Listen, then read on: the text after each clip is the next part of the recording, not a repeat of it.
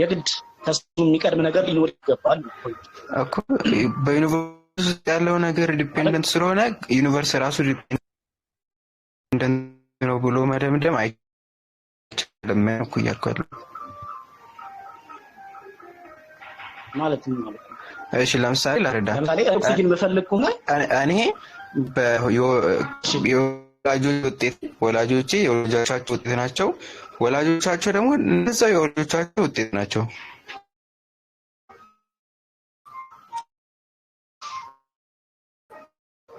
ይሄ ማለት እሺ የውዘር of course ማሁን የዘር ወላለው ካል ጋር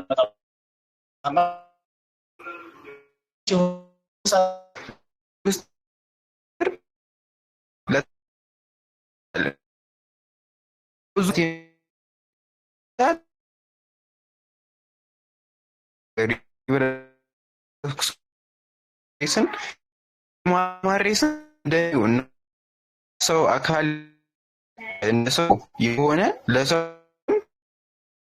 የነገርም ሊኖሩ ይገባል አይነት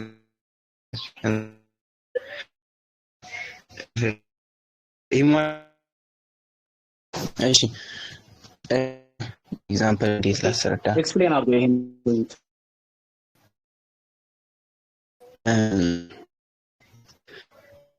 አንድ ነገር ምክንያት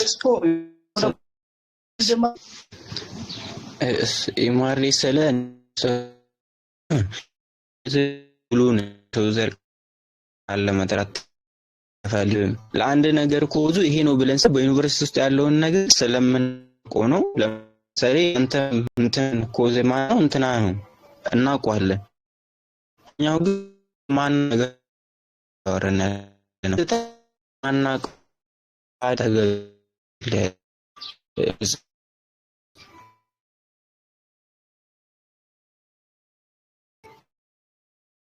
ነገር እኮ ምን አሁን ምሳሌ የሰው ልጅ ስባት የተፈጠረ ነው ብለ የሰው ሳምባ የሰው ልጅ የሚባለው መቼም ዶሮቹን ጨምሮ ማለት እሺ ሰማይ ሰማይ ሰማላል ያ የሰው ልጅ አሁን ለምሳሌ የሰው ልጅ ሳምባ የተፈጠረ ነው ካል ባይዘው የሰው ልጅ ኤግዚስተንስ ሳምባው ብቻ ኤግዚስተንስ ካለው የሆነ ፖይንት ላይ ማለት ነው ኢንፋይናይት ካልሆነ የሰው ልጅ የሚባለው ነገር የዛ ድምር ውጤት ስለሆነ ኢንፋይናይት ይሆን አንተ ሲ ኦፍ ኮምፖዚሽን ገብቶ ሌላ ፖይንት ላይ ነው አፕላይ የሚያደርገው ግን እዚህ ላይ ያደርግ አንተ አልከ ያለው እንዴት ነው ዩኒቨርሱ ላይ ያሉ ነገሮች ተቀላላ ዲፔንደንት ከሆኑ ዩኒቨርሱ አጠቃላይ ዲፔንደንት ማለት አንችልም ነው ግን ኤቭሪቲንግ ሁሉም ነገር ዩኒቨርስ ውስጥ ያለው ዲፔንደንት ከሆነ ዩኒቨርሱ ዲፔንደንት ነው የሆነ ፖይንት የሆነ ነገር ላይ ይሰማል የደምኩንኩ ነው ልክ አይደለም እንደዛ ነው እና ደግሞ ሁሉ ነገር ደግሞ ጅማሬ ያለው ምናምን ከተባለ ሁሉን ነገር ሲባል አምላክን የሚያጠቃልላል አይ አምላክ የለውም እሱ አብዱሙ ነው ብሎ እሱም ብቻ ለይቶ ደግሞ ለጅማሮ ነገር ሲባል ዩኒቨርስ መስጠት ለሱ ግን አለመስጠትም ህፃጽ ዩኒቨርሱ ብቻ ነው ያወራን ምን መሰለህ ሁለት ነገር አለ ኖር የሚችለው ሁሉም ነገር ኢየሱስ ዲፔንደንት ከሆነ አንዱ ላይ ሁለት ኤግዚስተንስ ነው ሊኖር የሚችለው ይሄ ነተር ኤግዚስተንስ ይሄ አንድ ወይም ዲፔንደንት የሆነ ኤግዚስተንስ ነው ሊኖር የሚችለው እሱን እኮ ብዙ ፈላስፎች ይጠቀሙታል ሁሌ እንደፈረሰ ነው ህፃጹን በቃ በአብዛኛው ሃይማኖተኛ ሰው እኮ እሱን በመስማማት ነው የሚኖር ሃይማኖተኛ ማለት እኮ ያንን ነሳስ ተስማምቶ መኖር ማለት እኮ ነው በቃ ይሄን መሰለ ፈጣሪ ያለው ከማን ይልቅ የለም ብሎ ማምኑ ትልቅ ነው ይፈልጋል እኔ ሰዎች የሚጠቀሙት ዘመናዊነት መስሎ አስበህ ከሆነ ተሳስተሃል ወይ የማደረም እንግዲህ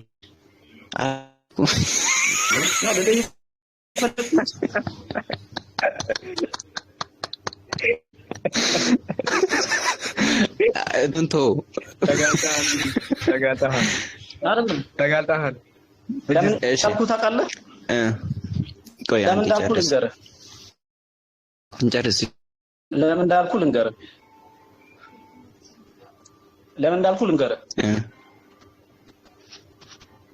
እየሰማሁ ነው። አይቀድም አይደለም ይሄ ነገር ፎልሲፋይ ተደርጓል፣ ይሄ ነገር ፎልሲፋይ ተደርጓል ምናምን አለ። አንድ ምንም መረጃ እያቀረብክ አይደለም። አንተ እያልክ ያለው ምንድነው? የሰው ልጅ ኦርጋን የተፈጠረ ነው፣ የሰው ልጅ ኦርጋን ዲፔንደንት ነው እያልኩ ሰው ደግሞ እንዳጠቃላይ የሚባለው ነገር እንዴት ዲፔንደንት ነው ልንል አንችልም። ይሄ ደግሞ ኮምፕሊትሊ ከጭንቅላት ጋር የሚጋጭ ነገር ነው። አሁን አንተ ኤቪደንስ ከማቅረብ ይልቅ ነገሮችን ማጣጣል ነው የተያያዘ። ለዛ ያንን ፖይንት ያነሳ ሲከነት የቀረስ ደግሞ የሰው ልጅ ኦርጋን እና የሰው ልጅ ስትል መታቆ ነገር ነው። እኛ እኮ ምን እያወራን ያለ ነው? ስለማናውቀው ነገር ነው እኮ። አንደኛው ስለምናውቀው ነገር፣ አንደኛው ደግሞ ያምናውቀው ነገር ስለማናውቀው ነገር መስጠት እኮ ነው የያዘ ነው እንጂ የምታውቀው ለምታውቀው መስጠት ስለ ዩኒቨርስ ውስጥ ስላለ ነገር እኮ ምንድነው የማናውቀው ነገር ምንድነው? እስቲ የግድ ያን ነገር እኮ በእጃችን መያዝ የለብንም አይደል? መርህ አለን አይደል? አእምሮ የሚባለው ነገር ባይዘው የሆነ ኢንፑት ከሰጠኸው የነገሮችን ፕሮሰስ አድርጎ ፕሪዲክት ማድረግ ይችላል። ይሄ የሰው ልጅ ራሱን የቻለ ተሰጥቶ ይሄን ታምናለህ? አንዳንዴ እኮ የምንወያይባቸውን ነገሮች እኮ የምንወያይባቸው ይሄ ሎጂካል ነው ይሄ ሎጂካል አይደለም የምንላቸው ነገሮች ታንጀብል አሉ። አሁን ግን ያን ነገር ፕሮሰስ አድርጎ የሆነ ዴስቲኔሽን መድረስ ይችላል። ልክ ነው ማለት ግን አለመሱ የደረሰበት ቦታ ነገር ይቅርታ አሁን እኮ ዲስፕሩቭ ማድረግ ስችል ልክ ነው አይደል የምትለው ለህኛው ኤክስፕላኔሽን ሆነ አለሉ ነው ልክ እሺ ሃይደና አንዴ ሳላ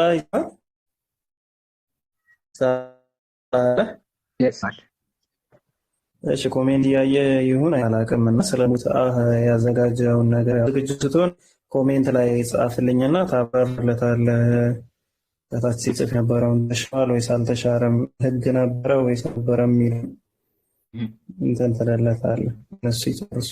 ኦኬ እሺ ቀጥሉ። ሀይር እና ቢኒ ከተግባባችሁ ያው መድኃኒዓለም ያለ እንዳይል ድግኛ ፒኬኮ ማለት ነው ትላለህ። ጋይስ በቃ እንደዛ ነገር ነው። ማስረጃ ምናምን ደግሞ የተባለው ነገር እውነት ማስረጃ ማቅረብ ያስፈልጋል። እኔም አንድ ነገር ሲባል ማን እንዳለ ምናምን ማየት አለብኝ ምናምን ግን ስለሚታወቅ ብዬ እንደዛ አይነት ነገር እኔ ለማየት ሞክሬ አላውቅም። እንዴት ማን እንዳለ ምናምን አይነት ነገር ማለት ነው ምናምን ቪዲዮ መስራት ከጀመርን ትላለህ ወደፊት እንደዛ አደርጋለን ምናምን ቻው እና አክብሮታችሁን አሁን ደስ ይላል። ቴንክ ዩ መስግንሻ ቻውስ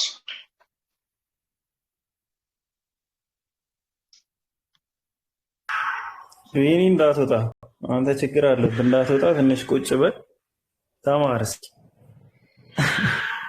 አንዴ እስክትረጋጋ ድረስ ሳላ ዝግጅቱን ያው አሳውቀኝ። እስከዛ ድረስ ሌላ ሀሳብ ማንሳት ትችላላችሁ።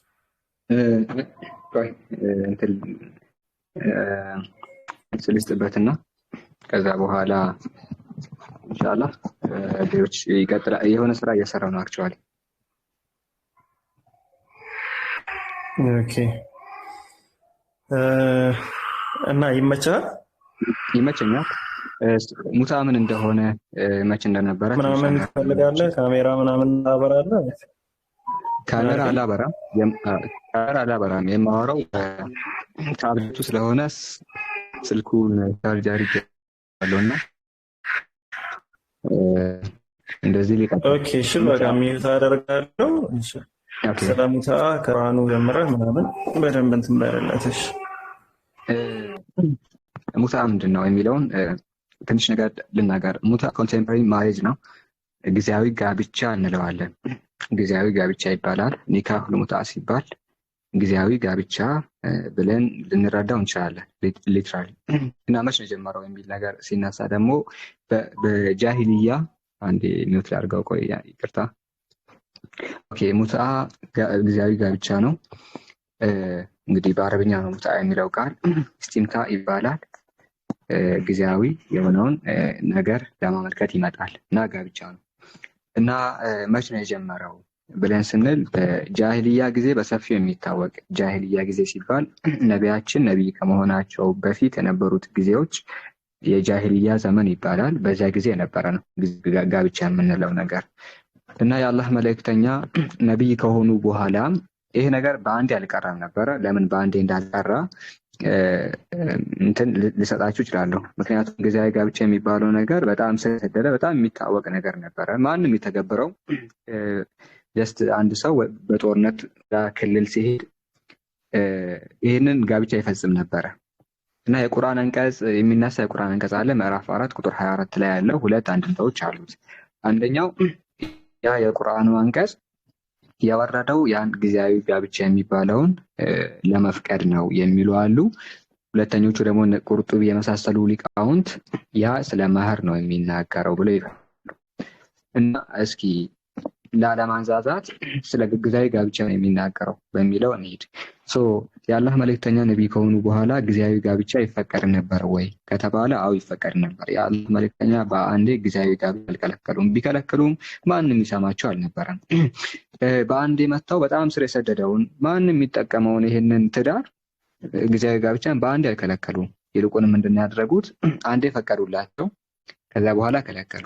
አንዴ ፈቀዱላቸው፣ ከዚያ በኋላ ከለከሉ። ፈቀዱ፣ ከለከሉ፣ ከዚያ በኋላ ለዘላለም ክለውታል። ለምንድን ነው እየፈቀዱ የከለከሉት? ለምንድን ነው እየፈቀዱ የሚከለከሉት የሚል ጥያቄ ሊነሳ ይችላል። የሰደደውን ማንኛውንም ነገር አንድን ሰው ማስቆም ስንፈልግ በአንዴ አቁም ካልነው በፍጹም ላያቆም ይችላል። ለምሳሌ ሲጋራ የሚያጨስ ሰው በቀን አንድ ምንድን ነው የሚባለው ብቻ አንድ እንትን ያ የሚገዛውን ጨስ ሰው በአንዴ አቁም ካልኩት በፍጹም አያቆመኝም። 10 የሚያጨስ ከሆነ በአንድ ቀን 5 አጨስ ነው የምለው። 5 ማጨስ ትችላለህ። ከዚያ በኋላ በቀን አንድ እለዋለሁ። ከዚያ በኋላ ደግሞ አታጨስ ነው የምለው እንጂ 10 የሚያጨሰውን ሄጄ አታጨስ ካልኩት እሺ ይለኛል። ዞር ስል ደግሞ እያጨሰ ነው። እንደዛ አይደለም። ጫትንም ቢሆን እንደዛ ነው። በጣም ብዙ የሚቅም ሰው ግማሽ አድርግ ትላለህ፣ ከዛ ቀንስ ከዛ እንደዛ ሙሉ የሆነ ሰዓት ላይ ትከራከራለህ። የሙትዓ ጋብቻ እንደዛ ነው። የአላህ መልእክተኛ ሰዎች ወይ ሙትዓን አቁሙ አላሉ ቢሉ ማንም አይሰማቸውም። ስለዚህ አንዴ ፈቀዱላቸው፣ ከዛ ከለከሉ፣ ፈቀዱ፣ ከለከሉ። ከዚያ በኋላ ከዚህ ቀን ጀምሮ እስከ ዘላለም ድረስ ማንም ጊዜያዊ ጋብቻን እንዳይተገብር ብለው የአላህ መልእክተኛ ተናግረዋል። ማስረጃ ላምጣ። ኢማሙ ሙስሊም መጽሐፍ 16 ኢማሙ ሙስሊም መጽሐፍ ለተናገርኩት ማስረጃ ኢማሙ ሙስሊም መጽሐፍ 16 ሐዲስ 38 ላይ أنه سمع علي بن أبي طالب يقول لابن عباس نهى رسول الله صلى الله عليه وسلم عن متعة النساء يوم خيبر بخيبر كان 628 ይመስለኛል አሩኖ እርግጠኛ አይደለሁም 628 አካባቢ በኸይበር ጦርነት ቀን የአላህ መልእክተኛ ሙትዓ ከልክለዋል ብሎ ይናገራል። ኢማሙ ሙስሊም መጽሐፍ 16 ሐዲስ ቁጥር 30 ላይ የቀደሙ 38 ነው ያሁኑ 30 ነው። እንደዚህ ይላል አነ ረቢ ኢብኑ ሰብራ የሚባል ሰሃቢ እንደተረከው ኦኬ አናቢሂ እሱ ደግሞ ከአባቱ ተቀብሎ አነ ረሱላህ ሰለላሁ ዐለይሂ ወሰለም ነሃ የውም አልፈትህ አን ሙትዓት ኒሳ ቀን አንከልክለዋል። የፈትህ ቀን ሲባል የአላህ መልእክተኛ የተቆጣጠሩ ሂስቶሪካሊ 630 ነው አሩ ነው ብቻ እንደዛ አካባቢ ነው መካ የተከፈተበት ቀን። በዚያ ሙትዓቱ ኒሳእን ከልክለዋል ብሎ ይናገራል። ለዘላለም ደግሞ መከልከሉን ማስረጃ ታላችሁ ሙስሊም መጽሐፍ 16 ሐዲስ ቁጥር 5 ላይ እንደዚህ ይላል ሐደሰኒ ረቢ ኢብኑ ሰብራ እንደነገረን ከጁህነኝ ተቀብሎ አናቢሂ እሱ ደግሞ ከአባቱ ሐደሰሁ አነሁ ከነቢዩ ጋር የነበረው አባቱ እንዲህ ብሎ ተናገረ። ካነ ማ ረሱሉላህ ሰለላሁ ዐለይሂ ወሰለም ፈቃል የአላህ መልእክተኛ ሰለላሁ ዐለይሂ ወሰለም ብለው ተናግረዋል። ያ አዩሃ ናስ እናንተ ሰዎች ሆይ እኒ ቀድ ኩንቱ አዚንቱ ለኩም ይሰማል።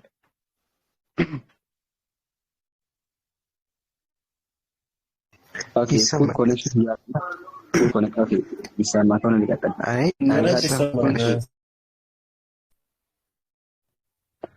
ቀይ ስላበራ ነው እንደዚህ ይላል። እናንተ ሰዎች ሆይ እኒ ቀድ ኩንቱ አዚንቱ ለኩም። ከእናንተ መካከል ይሄን ማስረጃ መክፈት የሚችል ሰው ስክሪኑን ማሳደግ ይችላል። እኔ ቀድ ኩንቱ አዚንቱ ለኩም ኢስቲምታ ሚን ኒሳ፣ እኔ ጊዜያዊ ጋብቻን ከዚህ በፊት ፈቅጄላችሁ ነበረ። ወኢነ አላህ ቀድ ሐረመ ዛሊከ ኢላ የውም ልቅያማ፣ አላህ ስብሐነሁ ወተዓላ ከዚህ ቀን ጀምሮ እስከ ዕለተ ትንሣኤ ቀን ድረስ ነገሩን እርም አድርጎታል፣ ከልክሎታል ብለው የአላህ መልእክተኛ እስከ ዘላለም እንዲህ ያለ ጋብቻ እርም መደረጉ ደዋ እንላለን። ስለዚህ ይሄ ነው ማለት። ስለዚህ ዛሬ ላይ ያውም ሰው ጊዜ ሆነ ነው በመጥፉ ይቀጥ እናለን። ለተናገሩ ነገሮች ማስተካከል ይቻላል። የምትቃወሙ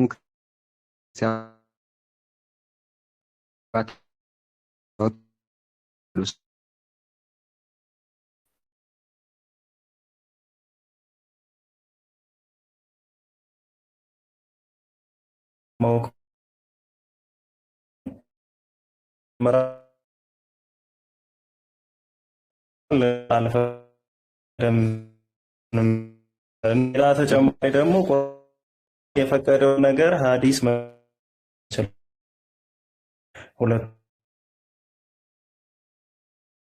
ምዕራፍ ቁጥር 22 ሁለት አንተዎች አልበር ሄድኩት። ምዕራፍ ቁጥር 24 ሁለት ሂስቶሪካል ባክግራውንድ አላቸው። እኔ ለክርስቲያኖች ለጠያቂዎቹ በሚመች መልኩ እኮ ነው ሄድኩት። ይፈቅዳል። ሁለት አንድምታዎች አሉ። ተፍሲሮችን ብትመለከቱ ኢብኑ ከሲር ላይ ስለ ሙታ ነው የሚናገረው አለ። ተፍሲር አልቁርጡቢ ደግሞ ስለ እንትን ምንድነው ስለ ኒካህ ሆኖ ስለ ይሄ የሚሰጠው ብር ምንድነው የሚባለው ለሴቶች መህር ነው ወይም በአማርኛ እንትን ምንድነው ስለ መህር ነው የሚናገረው ብሎ ቁርጡቢ ፈቷል።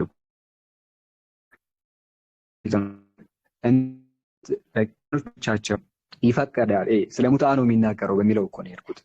ቁርአን በዛ ሁለት አንድምቶች አሉት። አንደኛው ባህር ነው፣ ሁለተኛው ሙታ ነው የሚለው። አንዱ ቁርጡቢ ነው፣ ሌላኛው ኢብኑ ከሲር ነው። ስለዚህ በሚመቻቸው ነው የሄድኩት እንጂ በዚህኛው ማብራራት እችላለሁ። ስለ መህር በሚለው ላብራራ እችላለሁ። ግን እንደው ለጠያቂዎች ፎር ዘ ሴክ ኦፍ አርጊውመንት ጀስት አርጊውመንታቸው ከፍ እንዲልላቸው በእነሱ በሚሉ ተስማምቼ ስለ ሙታ ነው የሚናገረው የሚለውን ነው ያዝኩት። ታዲያ ቁርአን ፈቅዶ ሐዲስ ይሽራል ወይ ነው። ሐዲስ ይሽራል ሲባል ሐዲስ ላይ ተናጋሪ ማን ነው? ፈቃጁ ማን ነው የሚል ነገር ነው የሚታየው። ኢብኑ አባስ ነው አላህ የፈቀደው የሚሽረው? በፍጹም አይሽርም ኢብኑ አባስ። ሌላ አላህ Subhanahu Wa Ta'ala የፈቀደውን ትሽራለች? መብት የላትም። እሺ ኸዲጃ ትችልም። ሐዲሱ ላይ እኮ አይሻና ኸዲጃ ኢብኑ አባስ እና ኢብኑ ዑመር ከልክሎታል አይደለም እኮ ያለው። ሐዲሱ ምንድነው ያለው? ያ አዩሃና እናንተ ሰዎች ሆይ እኒ ቀድ ኩንቱ ዐንደኩም ፊ ኢስቲምታ ሚን ኒሳ፣ እኔ ከዚህ አስቀድሜ ጊዜያዊ ጋብቻን ፈቅጄላችሁ ነበረ። ወኢነ አላህ ቀድ ሐረመ ዛሊከ ኢላ የውም ልቅያማ፣ ወኢነ አላህ ሱብሓነሁ ወተዓላ ነገሩን እርም አደረገው ነው። እዚህ ከልካዩ ማን ነው? ኢብኑ አባስ እርም አደረገው አይደለም ያለው። ዑመር ክልክል አድርጎታል አይደለም ያለው። አላህ ራሱ ፈቃጁ አላህ አሁን ደግሞ ከልክሎታል ሽሮታል ነው ያለው። ህግን የሚወደው አምላክ የሚፈቅደው አምላክ ራሱ ደግሞ ይከለክለዋል። ስለዚህ አላህ የፈቀደውን ተመልሶ ከልክሎታል በሚለው ነው እንጂ ማንም አላህ የፈቀደውን መከልከል አላህ የከለከለውን መፍቀድ አይችልም።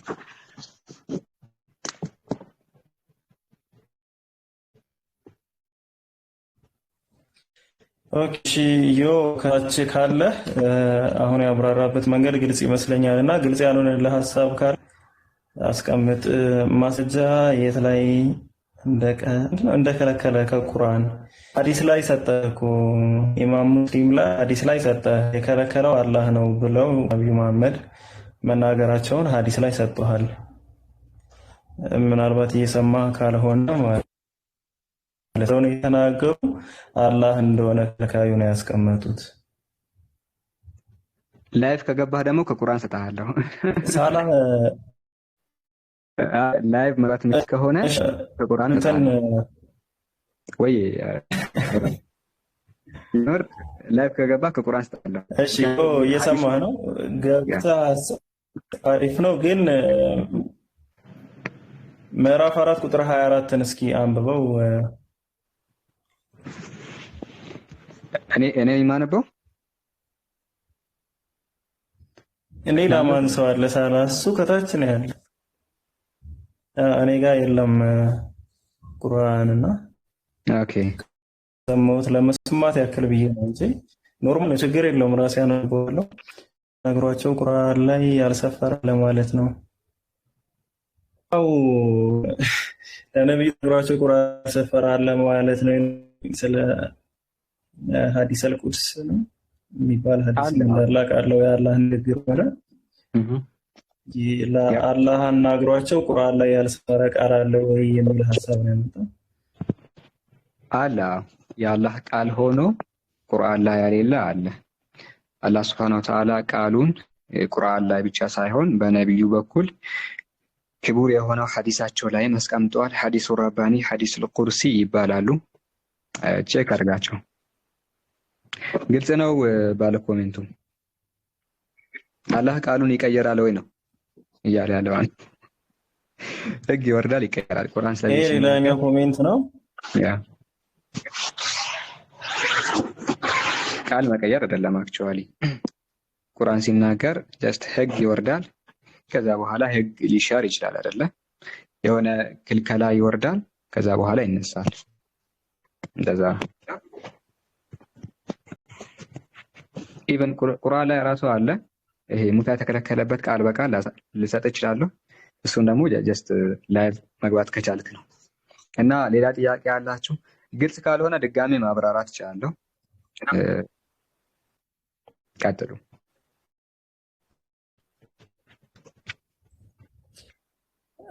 እጂ የምትባለው እንግዲህ ሆኖ የሙሉ ላይ ሚውት ከማደርግ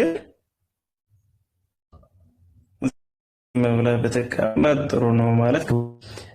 ግን እኮ ቁርአን የሚሻረው በቁርአን ነው የሚል አለ ይላል። ደግሞ ታላሳ ይስቶይ ነው ቁርአን የሚሻረው በቁርአን ነው የሚል አለ ይላል። ቴንኪው የሚለውን እንዳረሳበት ቴንኪው ብሏል።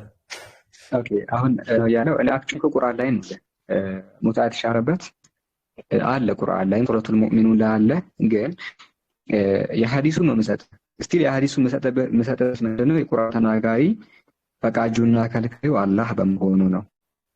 ሐዲስ ላይ ስመጣ ተናጋሪው ከልካዩና ፈቃጁ አላህ ስለሆነ ልዩነቱ ምንድነው? ግልጽ ነው አይደለ?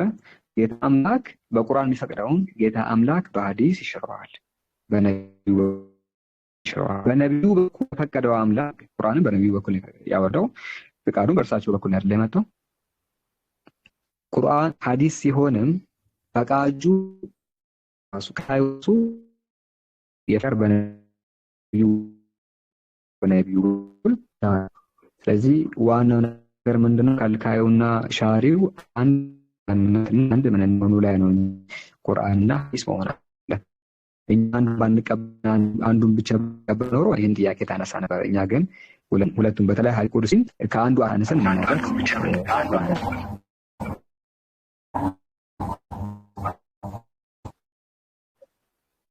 ሲል የጥያቄው ቁርአን ወይ ነው ምን አይነት ሐዲስ ነው የተራው አልመሰለም። እያወራ ነው እኔ ጋር የአንተን ኔትወርክ አለ።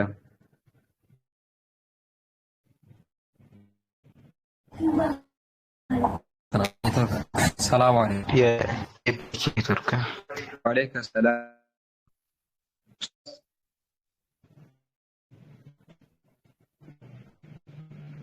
አልጋሊ ሰላም እንዴት ነህ?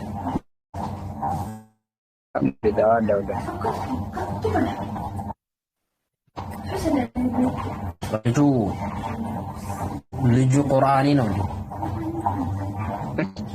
ሐዲስ መለይ ካልቻለ እኮ መጀመሪያ ቁርአን ምንድነው ልዩነታቸው? ምን ማለት ነው? እሱም ቢለየሽ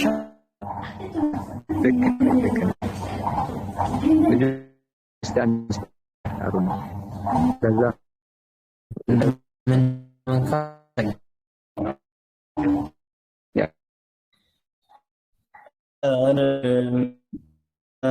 አሁን ድምጼ ይቆራረጣል አለ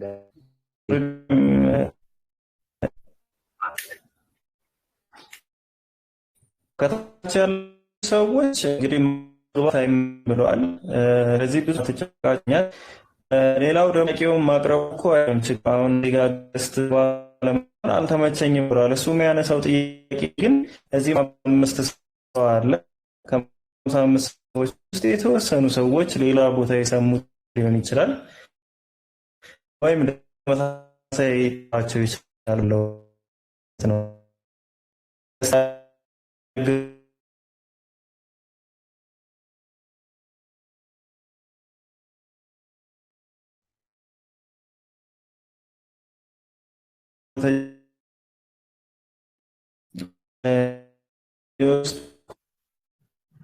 ሌላ ቦታ ነገሮች አሉና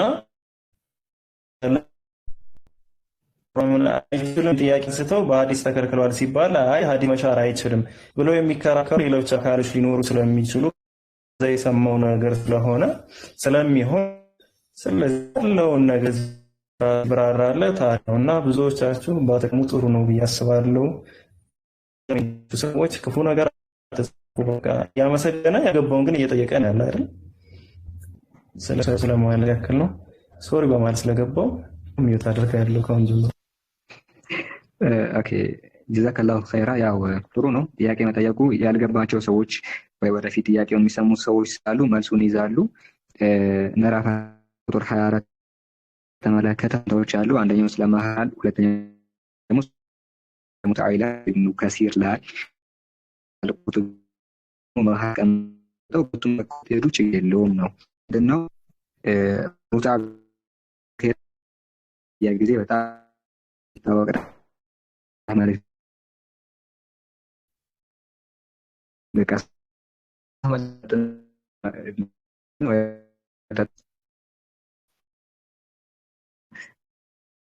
ተደበተላም ቢያም መጥተውቹ መጠጥና አቁሙ ብለው ከለከሉ።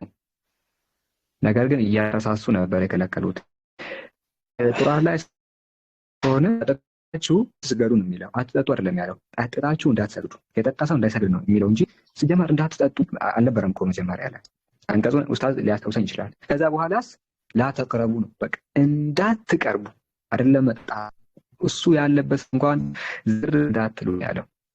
በአንዴ ህግጋት አይከለከሉ። በተለይ ስር የሚሰድ ነገር በአንድ አይከለከልም። ልክ ጫት እንዳልኳችሁ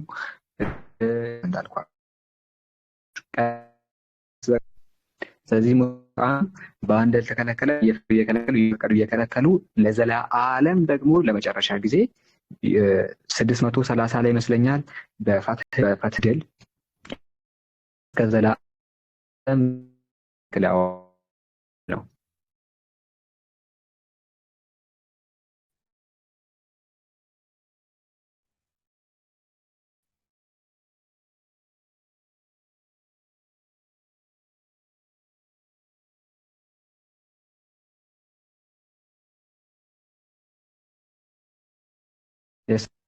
ስለሙታ ብላችሁ ንገሩን፣ አርቲክሉን እሰጣችኋለሁ። በዚህ ዙሪያ ማስረጃዎችን ቅድም ያነበብኳቸውን ሐዲሶች ታገኛላችሁ።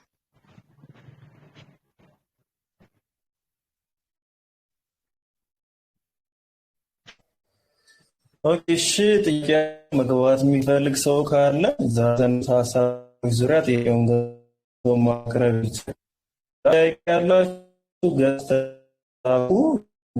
ያላችሁ ካላ ሰው ሲመጣ ቦታ ሞክሩ ለማለት ያክል ነው። ሰው ከመጣ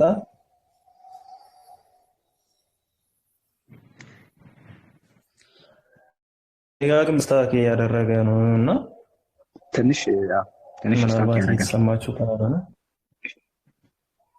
ታች ሁሉ እምቢ ያለኝ ነው። ወይ ሌላ ጊዜ እንገናኝ። ስልክ እንትን እየሆነ ስለሆነ ሌላ ጊዜ ነው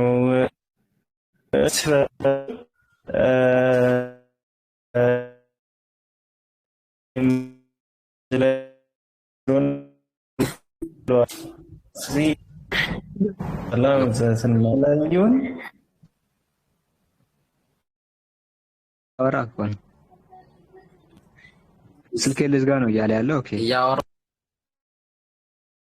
ከሆነ ልጁ የሐዲሱ ቁርአን ምን እንደሆነ አያውቅም።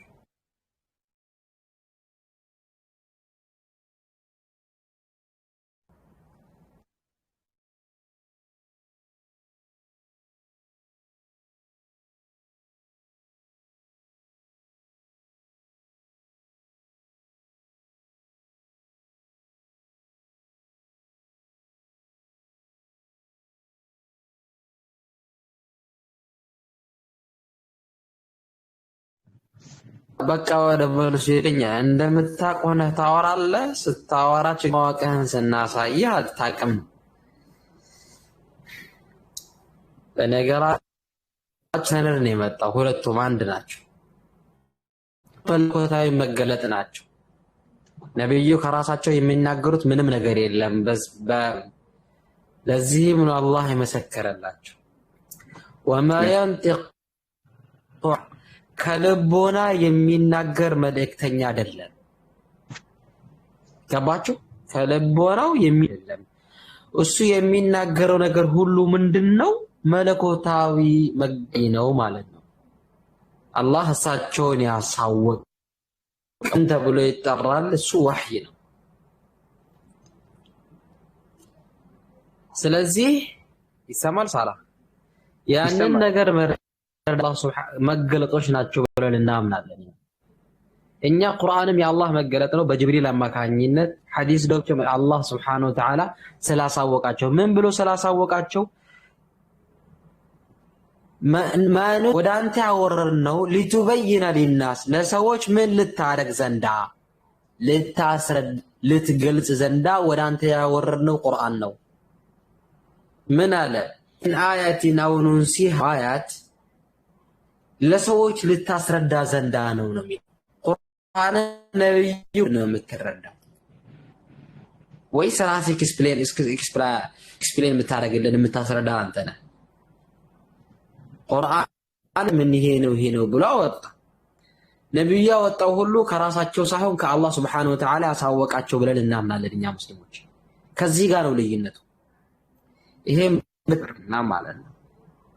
በሰዎች ስለተበራራ ነው አይባል። ሐዲስ በሰዎች ስለተበራራ ነው ቁርአን ካላህ ቀጥታ ላንተ ነው የመጣልህ። ሁሉም በሰዎች ዘንድ አላህ ያባችሁ ሁሉም ፐርሰናል ካለም ሰማታቅ እምነቴ ያስተምራል የምታውቅ ሆነ ስታወራ አላማህን እንደማታውቅ ማሳየት እኔ ካርለም አንተ ዲና አላልኩም። ግን እኛ ቁርአን ያስተንቆኝ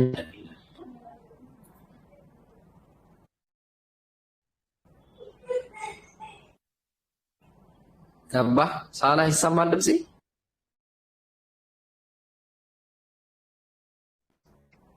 ሐቢቢ ትንሽ ቢቆራረጥም ይሰማ ነበር። እንግዲህ ስልኩም ሸሪዓ ማለት ምን ማለት ነው? ሸሪዓ ማለት ህግጋት ነው ኡስታዝ። ሸሪዓ ማለት ህግጋት ነው። ህግጋት የሚያወጣው ደግሞ መልእክተኛ አላህ ነብዩ ሰለላሁ ዐለይሂ ወሰለም ለሰዎች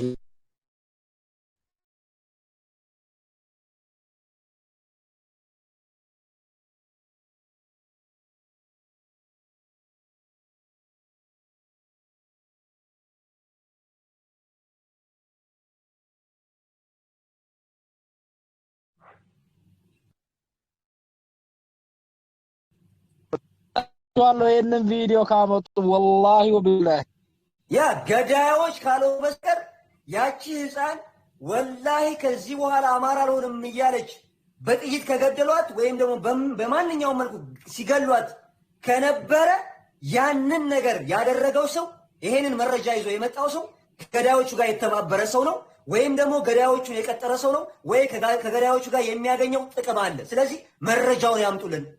በዋናነት ይሄንን ጉዳይ እንደ ትልቅ አጀንዳ ይዘው የሚሄዱት ካህያኖች ናቸው።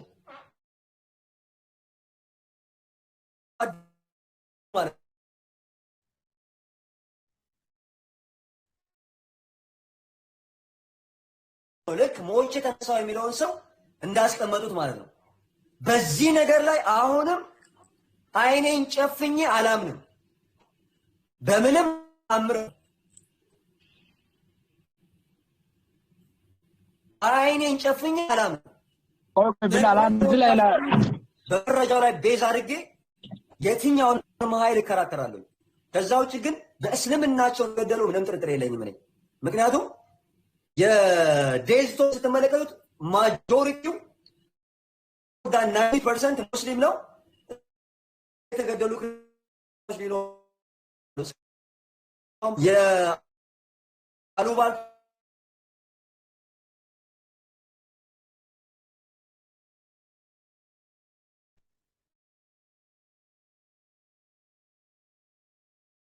ይሄን አጀንዳ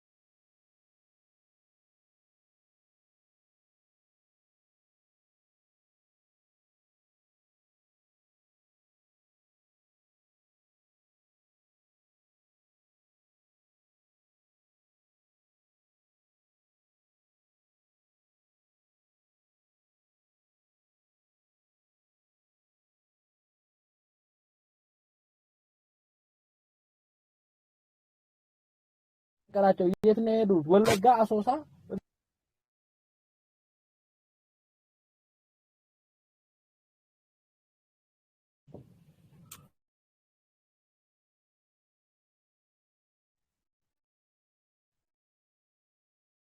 ሰፈሩት።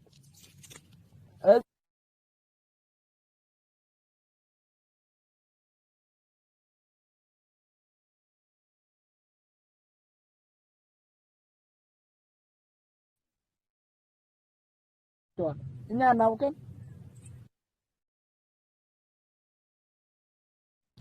በዚህ ላይ ስናወራ ኮምቦልቻ ላይ ካምፕ አለ፣ እንትን ላይ ካምፕ አለ። ቢላ አለይኩም ከሚሴ ላይ ተፈናቃዩ እንትኑ ዘመዱ እየተቀመጠ ሰመቴ ላይ ባቴ ላይ ካምፕ አለ። በየትምህርት ቤቱ እየተጠጉ ያሉት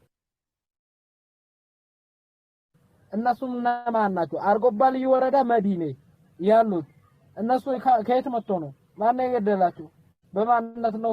ስለዚህ ታውሩ በተለይ መረጃ ይላችሁ። እኔም ወላሂ ግርም የሚሉኝ አንዳንዶቹ ምን ይላሉ? አሁን አጣያ አካባቢ አማራ እንደውም እናንተ ጠግባችሁ የወለጋውኑን ስን የምታስቡት ናቸው። የአማርኛ